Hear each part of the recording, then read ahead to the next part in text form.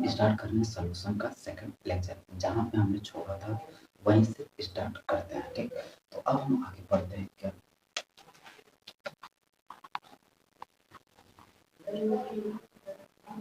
1/5%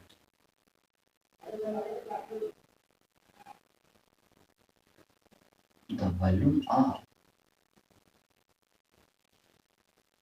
volume of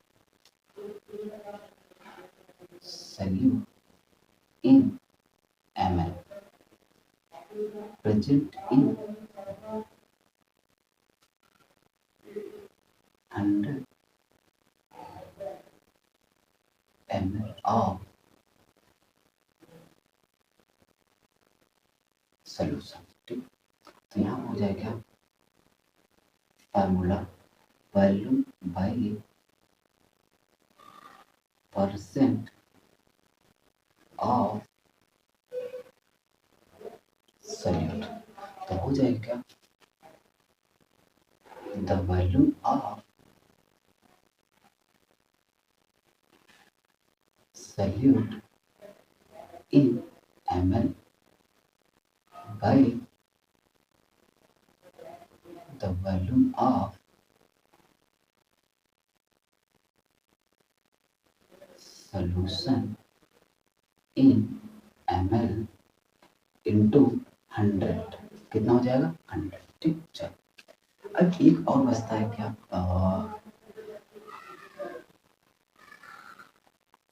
mass by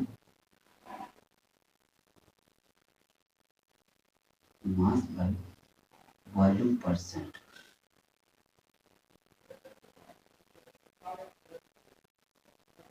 mass by volume percent. तो यहाँ पर समझना, तो यहाँ हो जाएगा द अमाउंट ऑफ या the mass of the amount of mass of solute present in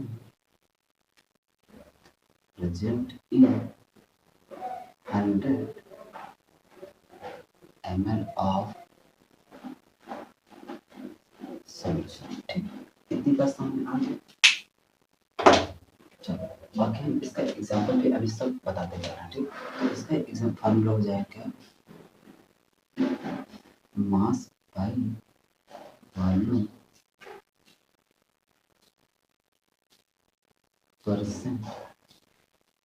percent of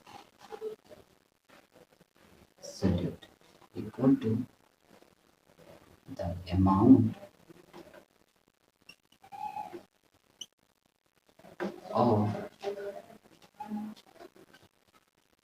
solute in gm upon the volume of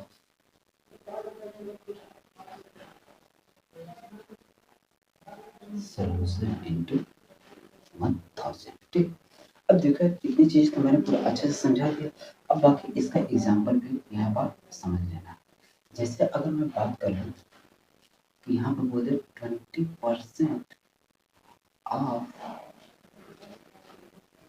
20% of liquid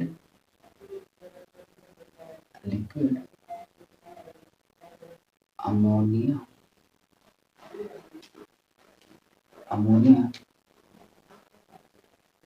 in urea in aquaregia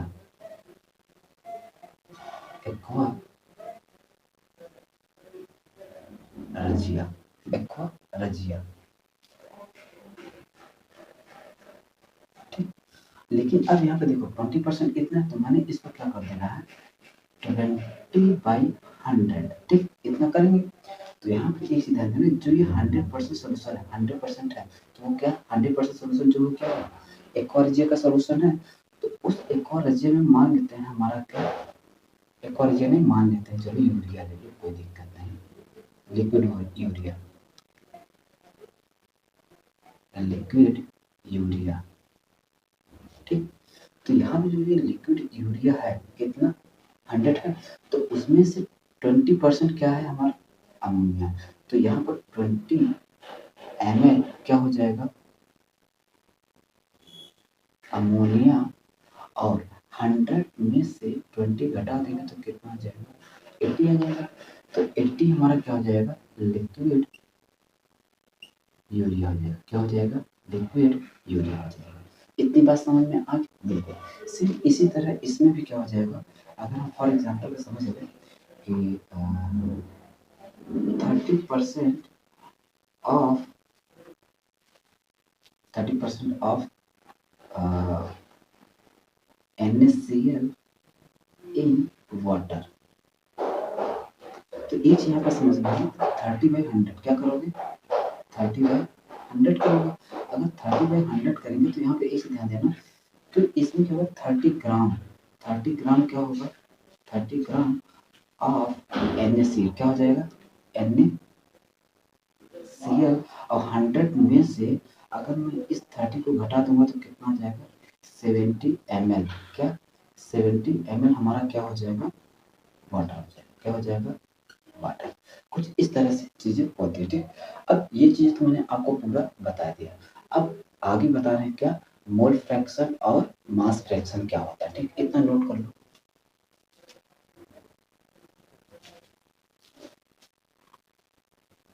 ठीक, अब हम इसको हटा दें।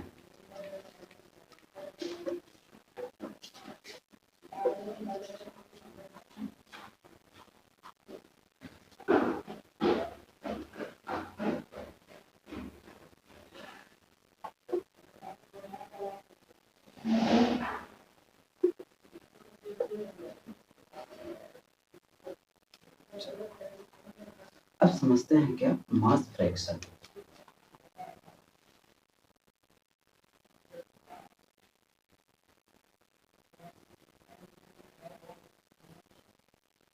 समझना है ठीक, पर हम डेफिनेशन लेके समझा देते हैं।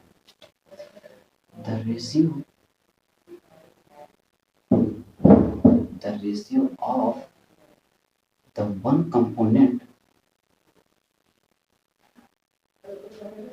the one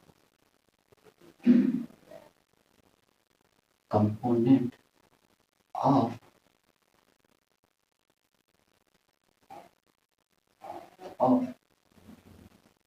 solute oblique substances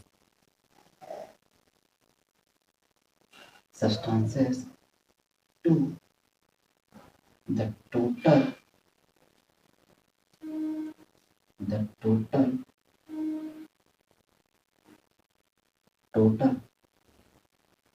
mass of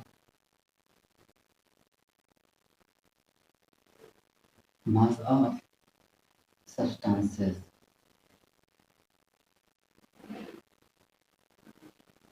is called mass fraction। मास, ठीक, बात समझ आ गया। अच्छा, कहने का मतलब ये है कि अगर मैं मान लेता हूँ कि यहाँ पर मैंने एक कंटेनर ले लिया। ठीक, अब मैंने मान लेता हूँ कि चलो इसमें हमने कोई ए सब्सटेंसेस इसमें मैंने डिजॉल्व रखा। अब उसका मान लेता हूँ सब्सटेंसेस कितना है Ma है। कितना है Ma है। और मैंने एक तरफ से और इसी में डिप कराया एक और, मान लेता हूँ वो बी सब्सटेंसेस है, तो उसका कितना मास हो गया Mb। कितना हो गया Mb। तो अब इसमें जो पूरा का पूरा हमारा जो भी लिक्विड आया, तो टोटल अगर इसका मास देखा जाए तो कितना हो जाएगा Ma प्लस Mb हो जाएगा। बात समझ में आ रही है। लेकिन अगर इस टोटल Ma प्लस Mb में देखा जाए तो ए सब्सटेंस कितना है इतना है, तो मैं यहाँ बोल सकता हूँ कि Ma प्लस Mb सब्सटेंस में Ma कितना है, ए सब्सटेंस कितना है Ma है। तो इसका एक यूनिट, टोटल का एक यूनिट कितना हो जाएगा Ma upon Ma plus Mb हो जाएगा। तो ये जो आया ये क्या है ए का मोल फ्रैक्शन मास फ्रैक्शन। तो ये किसका है मास फ्रैक्शन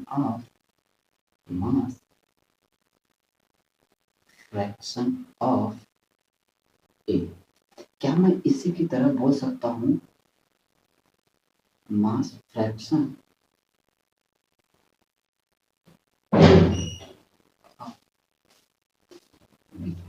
तो क्या हो जाएगा M B upon M A plus M B, बिल्कुल हो जाएगा। तो ये चीज हमेशा ध्यान देना, यहाँ पर नोट करके, ठीक।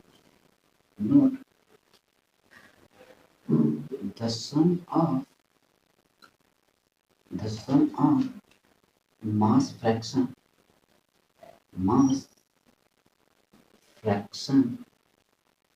of A and B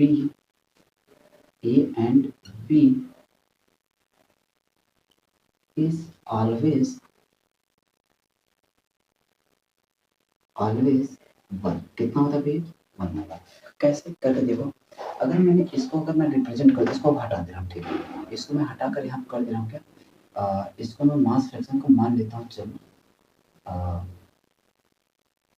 capital M ए, कितना मान लेता हूँ कैपिटल एम ए, और इसको मान लेता हूँ चलो कैपिटल एम बी। तो अगर मैं इसको और इसको यहाँ जोड़ देता हूँ, ठीक, इतना नोट करो फिर आगे बता रहे।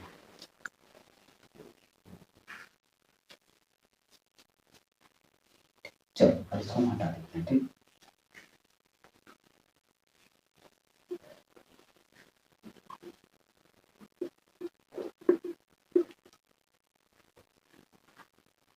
चलो देखो, तो यहाँ पे अगर हम जोड़ें capital M A plus capital M B, तो क्या आया था यहाँ से small M A upon M A plus M B plus M B upon small M. तो यहाँ होगा क्या M A plus M B हो जाएगा, तो जोड़ेंगे तो क्या आ जाएगा M A plus M B upon M A plus M B equal to capital M plus capital M हो जाएगा बी। अब ये कटेगा तो कितना आ जाएगा 1, कितना आ जाएगा 1। तो अब बता दो इसका मोल फ्रैक्शन का सम कितना हो गया, कितना आ गया 1 आएगा, कितना आ गया, ध्यान देना ये कैपिटल एम है, ठीक।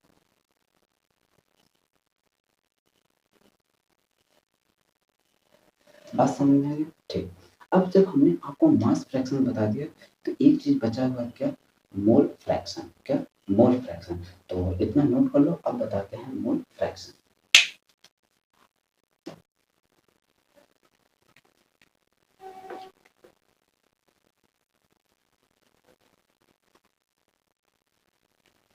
चलो तो अब हम बता देते हैं क्या mole fraction.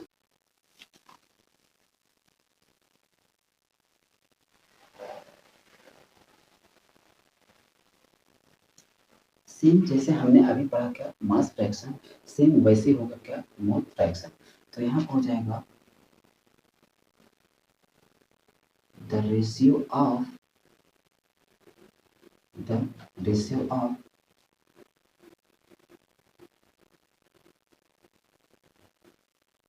the mole of one component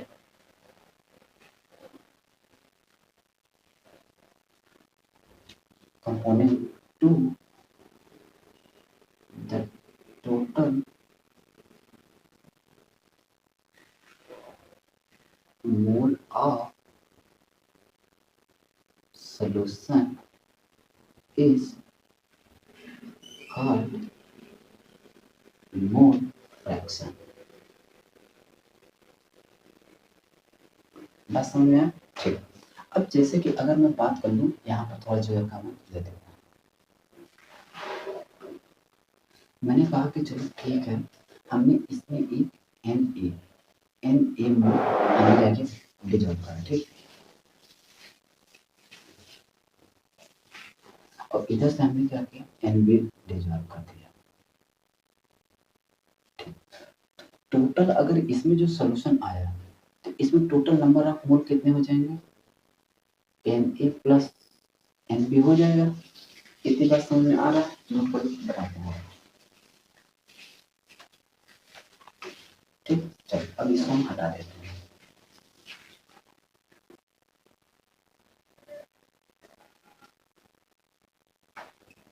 चल तो यहाँ पर इसे देखा जाए तो इसमें क्या एन ए भी है और एम भी है, तो टोटल कितना कितना। तो अगर बात किया जाए N A plus N B में, इतने में क्या एन ए कितना, एन ए मोल है भाई। अगर मैंने इसमें एन ए और एन बी डाला तो कितना आया, इतना N A plus N B आया है। तो इस N A plus N B में एन ए कितना, एन ए है, ए वाला सब्सटेंस कितना, मोल कितना, एन ए है। तो इसका एक यूनिट कितना हो जाएगा, N A upon N A plus N B हो जाएगा। ठीक, अब जो देखो जो ये यूनिट निकल कर आया इसी को बोलते हैं क्या, मोल फ्रैक्शन, और उसको दिखाते हैं क्या, कैपिटल एक्स, किस कैपिटल एक्स है। तो एक्स ये क्या हो गया हमारा मोल फ्रैक्शन।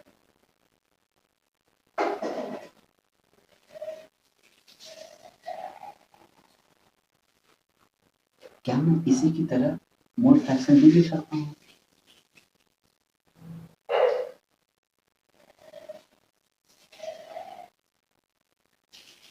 और बी, तो ये हो जाएगा क्या, इक्वल टू एक्स बी। तो कितना हो जाएगा N B upon N A plus N B हो जाएगा। ठीक, इतनी बात समझ में आ गई। तो जब इतनी बात समझ में आ गई है तो फिर हम आगे को बताते हैं। ठीक, चलो तो अगर मैं X A plus X B जोड़ूं तो यहाँ पर क्या हो जाएगा, N A upon N A plus N B और N B upon N A plus N B. तो अगर मैं इसको सॉल्व कर दूं तो N A plus N B upon N A plus N B, और ये हो गया क्या, X A plus X B हो जाएगा। तो ये वाली वैल्यू इससे गया तो कितना आ गया, वन। तो मैं यहाँ कह सकता हूँ कि x A plus X B की वैल्यू कितना आ गया, वन के बराबर आ गया। तो मैं यहाँ नोट करके लिख सकता हूँ क्या, कि the sum of mole fraction of